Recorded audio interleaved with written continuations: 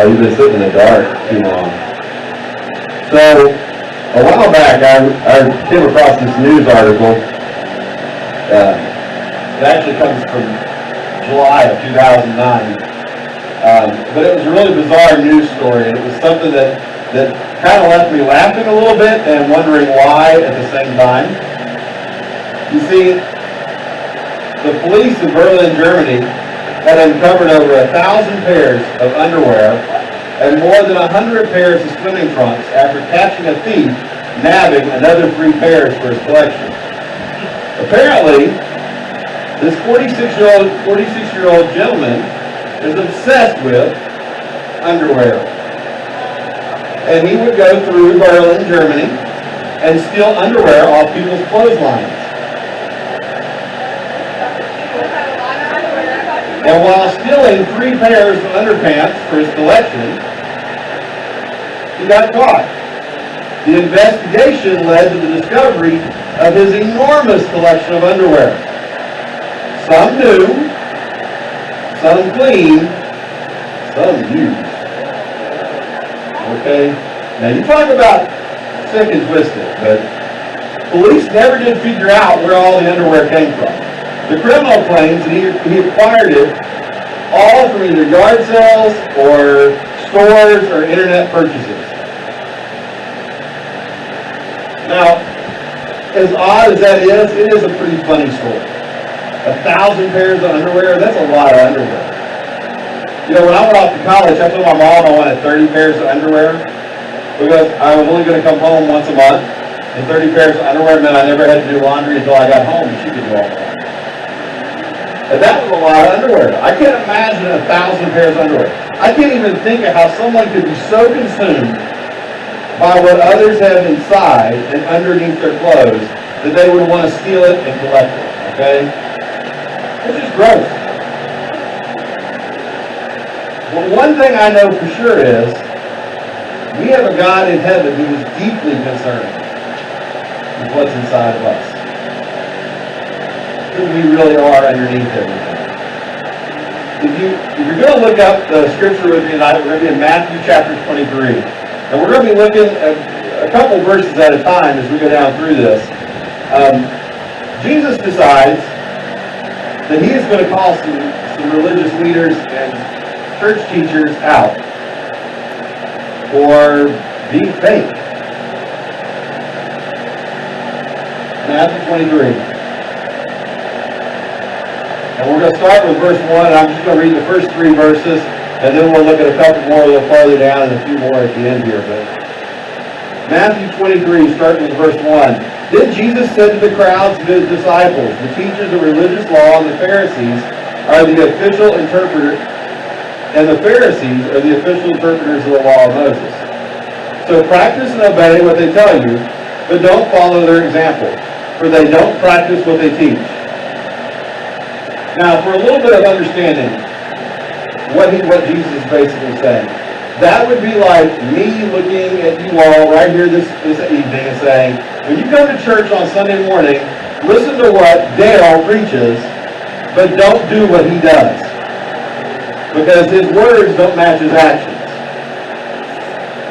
See, that's the level of what Jesus is telling the people that day in the temple. He's saying, these religious leaders, these Pharisees, these teachers that you have, they're teaching the right stuff, but their lives don't portray that. You see, for some time leading up to this, Jesus had been debating back and forth with the Pharisees over all types of religious questions. The Pharisees, they thought they had it all figured out. They thought that the best way to be a God follower was to follow a list of rules. So not only did they follow the 10 Commandments, but they had some estimates say they had as many as 600 other rules from the 10 Commandments, defining them exactly what they meant. Like, thou shalt not work on the Sabbath. Okay, that wasn't enough for them. They had to define what work was. And not just that, but how far could you walk before it became work? And what could you do that was work? And what could you not do? And if you did something, like say you could only walk a mile before it became work, if you walked 1.1 miles, then you were sinning and you would work on the Sabbath. The Pharisees made it very hard to be a God follower. And they're trying desperately to one-up Jesus because he is calling them to the mat. He's calling them out and making it uncomfortable for them. And very predictably, they're not only are they not one-upping Jesus, but they're beginning to look bad in the process.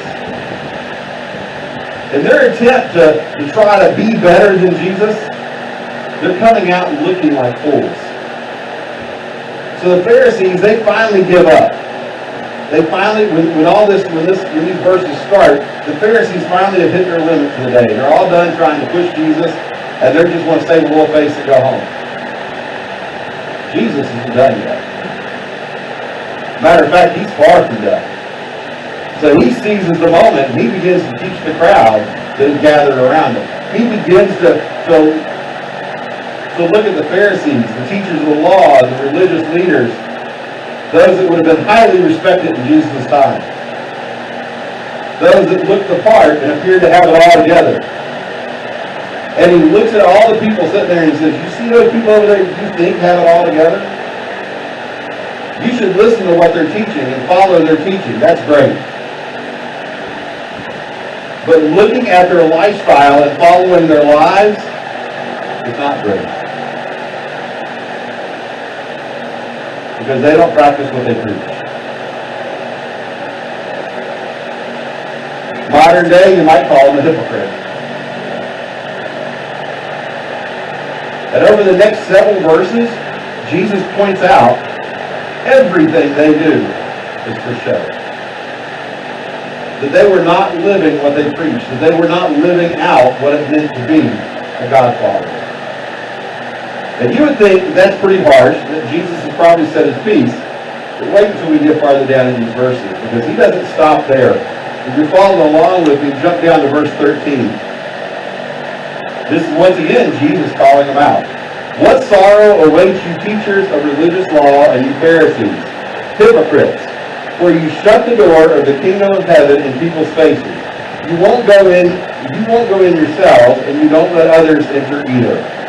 What sorrow awaits you teachers of religious law and you Pharisees, hypocrites, for you cross land and sea to make one convert, and then you turn that person into twice the child of hell you yourselves are.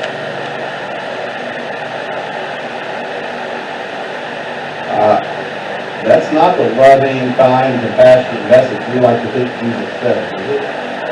We like to think that Jesus is this loving, caring, compassionate God, and he is.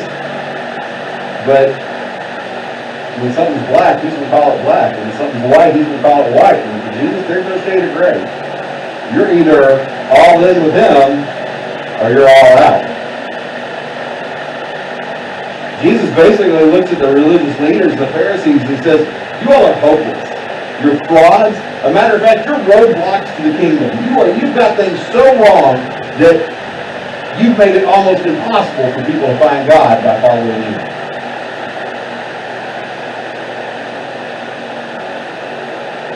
And because those religious leaders are working so tirelessly to reach people for God, but living in such a way that's not honoring God, they're making a big mess of everything.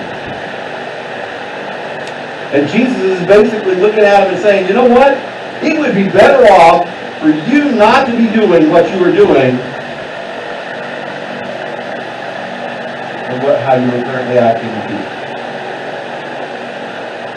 They had become more focused on their outward appearance and following rules than the inward renewal of the soul and possessing a servant's heart. They were more focused with what everybody saw on the outside and could care less about the condition of their inside. And Jesus is looking at them and he's saying, that's not what's important. You can look the part all day long, but because you look like a Christian doesn't make you a Christian. I can take a Big Mac and put it in a garage and it doesn't make it a car. Just because it's surrounded with something where a car would be doesn't change the big map. The Pharisees, they had gotten so caught up in trying to look like God followers that they had forgotten to be God followers. And you would think, okay, well that's pretty harsh. Jesus has really laid it out. Yet we're not even to the worst of these verses yet. If you look down at verses 25 through 28, you're really going to see Jesus throwing it down. What sorrow awaits you teachers of religious law and you Pharisees, hypocrites! For you are so careful to clean the outside of the cup and the dish, but inside you are filthy, full of greed and self-indulgence. You blind Pharisee! First wash the inside of the cup and the dish, and then the outside will become clean too. What sorrow awaits you teachers of religious law and you Pharisees, hypocrites! For you are like whitewashed tombs, beautiful on the outside but filled on the inside with dead people's bones and all sorts of impurity.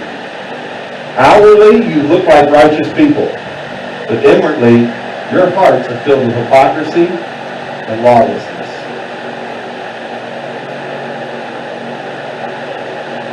That's hard to read. That's hard to think about. You see, Jesus is looking at them and they're saying, your outward appearance, Pharisees, is fake. And on the inside, you're a cesspool. You know how you define the word cesspool? A cesspool is defined as a filthy, disgusting, morally corrupt place. The sewer.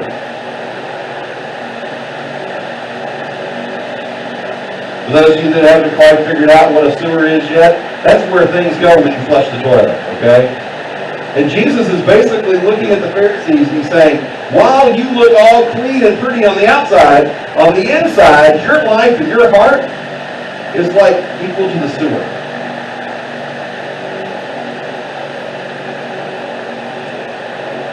It's filthy and disgusting. You see, they had become so concerned at looking the part that they worked tirelessly to appear to be ritually clean and ritually pure. Yet Jesus looks at them and he knows deep down inside who they really are. And he says, you know what, I'm not looking for somebody that's got it all together on the outside. I'm looking for somebody that's genuine and is working towards being clean on the inside. Because you know what?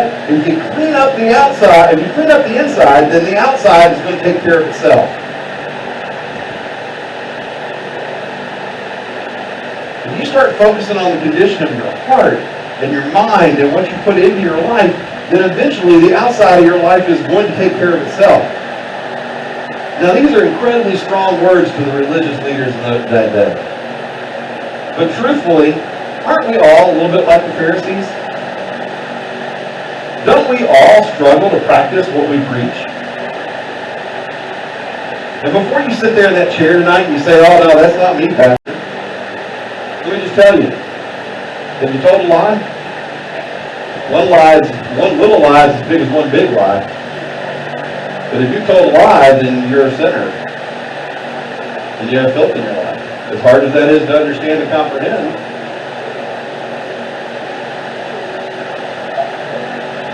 Look, I told my share of lies. You ever lust after something? You ever look at a guy or a girl and wonder what they look like in a two-piece bathing suit? Or a string bikini or a thong? Because Jesus says if you think those things, it's just like doing it.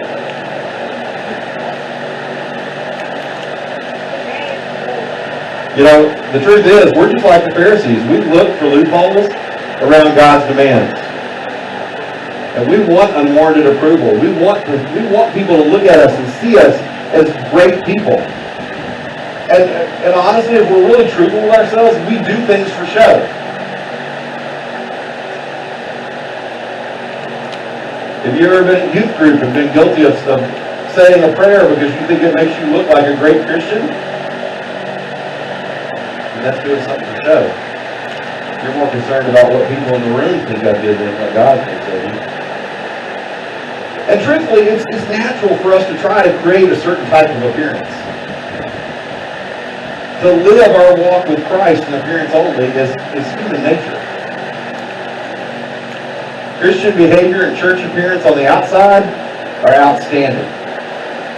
We play and we act the part when we think it matters most.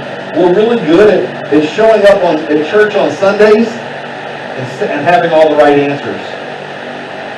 Or coming to church on Wednesday nights and speaking up in small group and seeming like we've got it all together. Or going to church camp and having people come and pray with you and build you up and say you're such a great spiritual leader, but you know deep down inside you're not. That your life's a train wreck. Or having Bible studies with friends saying, you know what?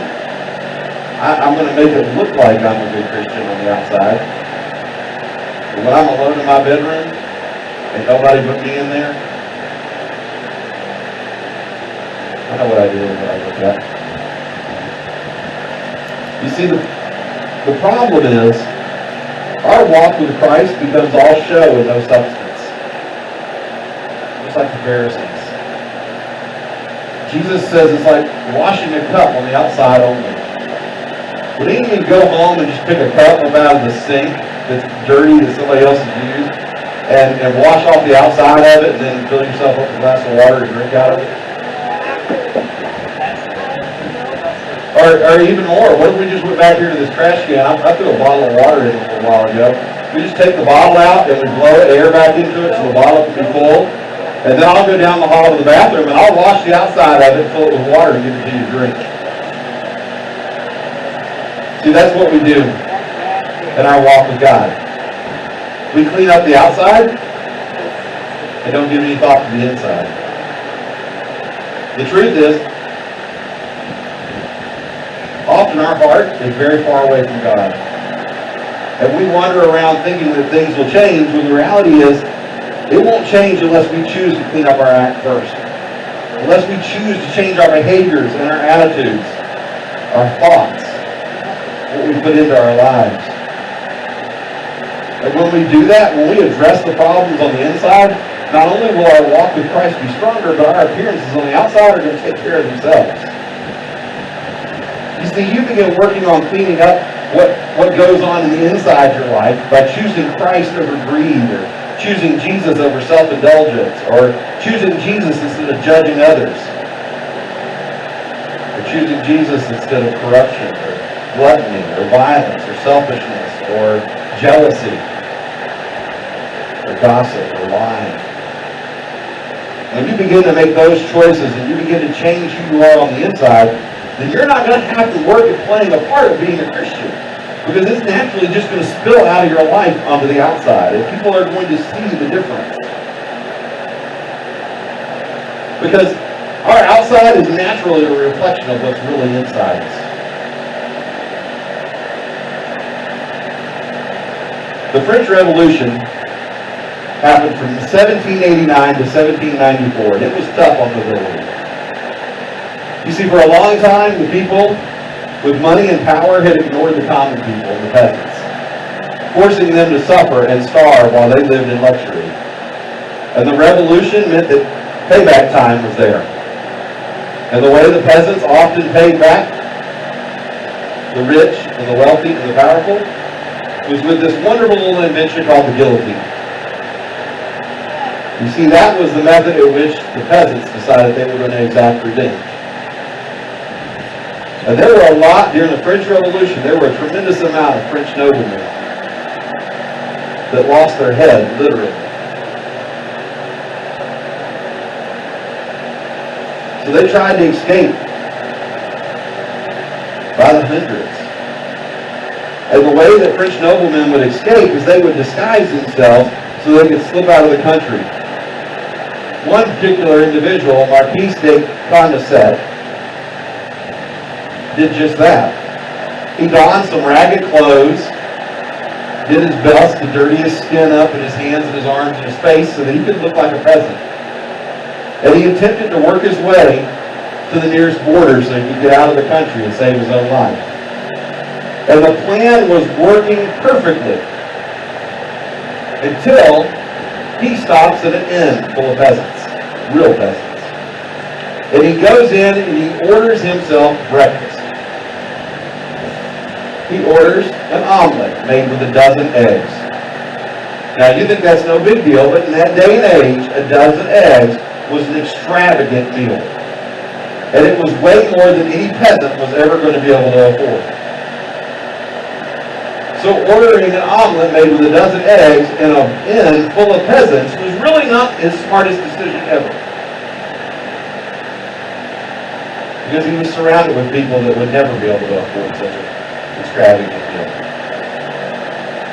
And his mistake cost him any chance of freedom.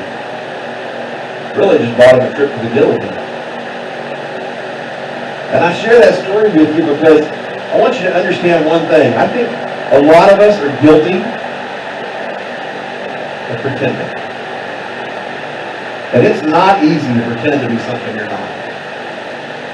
Sooner or later, the truth is going to come out. The real you is going to come to the surface and expose you for who you really are.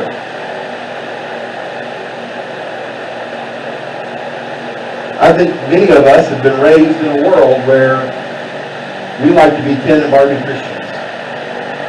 We like to put a smile on our face when we walk in the door every Sunday and Wednesday and act like life is great and we have it all together.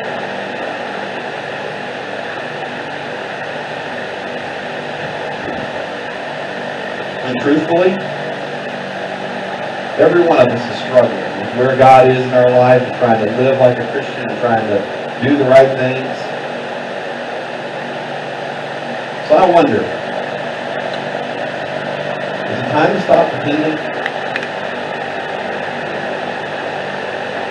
See, being a Christian involves being changed from the inside out.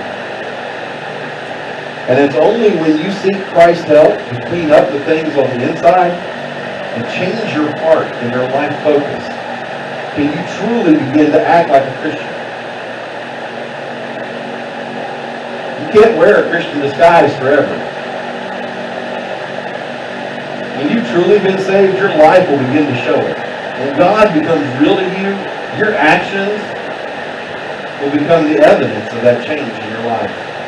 That's why I played that music video by Truthfully, because I know it's funny and it made us laugh, but it has a powerful message in it because each person that was touched by Christ in that video had their life changed. And I would dare say that if you've had your life changed, you won't be pretending anymore. So, not only do I ask you, is it time to stop pretending? But I want you to think about this for a second. What do you need to change in your life so that Jesus' words in these verses don't apply to you? So that what Jesus called out the Pharisees for isn't real in your own life. I can't answer that for you. But I think many of you probably need to do a little soul searching. Be honest. Realize you don't have it all together. But you're willing to work at it. As we go to small groups here in a minute, we're going to continue this conversation on what it means to be a real Christian versus being a fake Christian. Let's pray, guys. Father, I thank you so much for tonight, God. I thank you for a chance to gather here and to be with you and in your presence. Father, I pray that you help all of us be real with you, truthful in our relationship with you. Father, may tonight be a night that we change, that we stop pretending. We love you. Okay, guys, you all are dismissed to small groups. Middle school is going to be in the first room on the left. High school, second room on the left. I don't know where Hannah is. Are they still tied up in South Street? No. They're running their head. Huh? Oh, Hannah may already be up here? I know Jordan went over here tonight, and Sandra was over here too.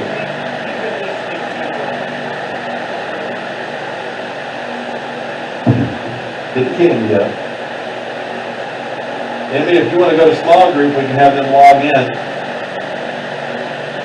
It's okay. I'll sleep. Okay. How was your day? My day was great. That's good. Yeah. You want to leave the discussion table? I don't know what the discussion is. Well, the questions are right here on my tablet. I can actually give you a paper copy of them.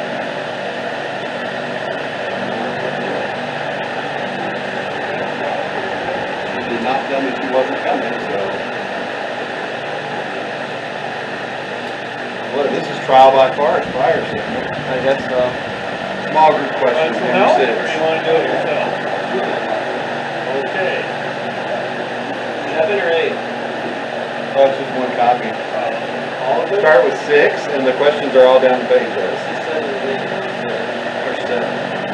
No, just number 6. Oh, Small group questions. John and Maddie took my other copy.